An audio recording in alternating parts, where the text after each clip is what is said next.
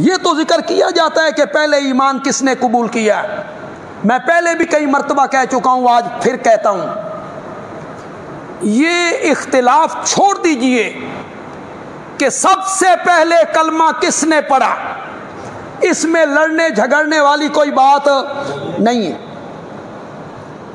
जाहिर बात है, नबी पाक वापस आए गारे हिरा से तो अपनी अहलिया से जिक्र किया, हजरत सैयदा खदीजा से, तो जाहिर बात है उन्होंने कलमा पढ़ा। अभी तो आप घर से बाहर नहीं गए कि किसी और को मिले हो, लेकिन छोड़िए इस बात को।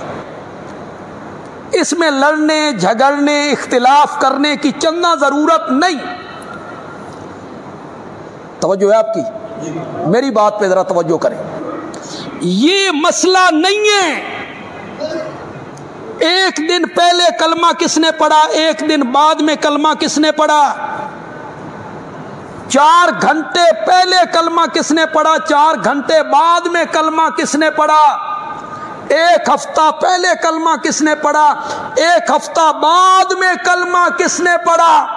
ये कोई मसला नहीं है। मसला ये है कि किसके कलमा पढ़ने से नबुव्वत की पीठ मजबूत हो गई थी।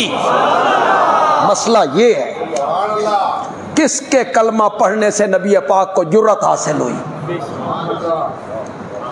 अहलिया के कलमा पढ़ने से औरत बाहर के मुआशरे में क्या काम कर सकती, गुलाम के कलमा पढ़ने से अरब के मुआशरे में गुलाम की क्या हैसियत है। 8 साल के बच्चे के कलमा पढ़ने से 8 साल का बच्चा दुश्मन को हटा नहीं सकता, 8 साल का बच्चा मशवरा नहीं दे सकता।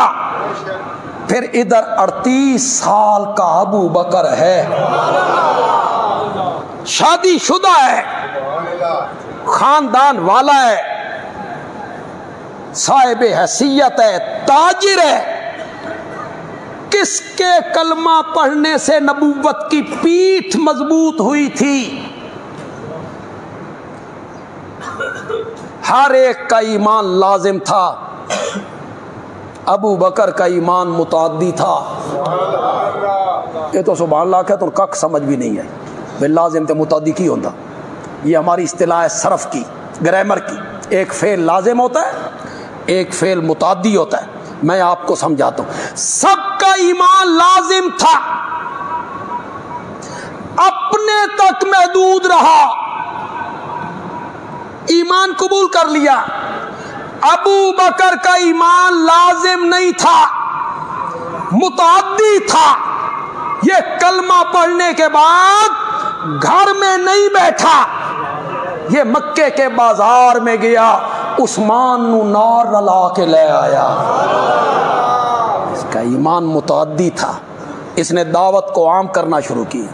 ये फिर निकला, ये हजरत तलहा को ले आए, ये फिर गया, ये हजरत जुबैर को ले आए। अशराए मुबशरा 10 सहाबा जिनको मेरे आका ने जन्नत की बशारत दी है नाम लेकर, उनमें से 6 आदमी अबू बकर की तहरीक से मोमिन बने थे। किसके कलमा पढ़ने से नबुव्वत की पीठ मजबूत हुई।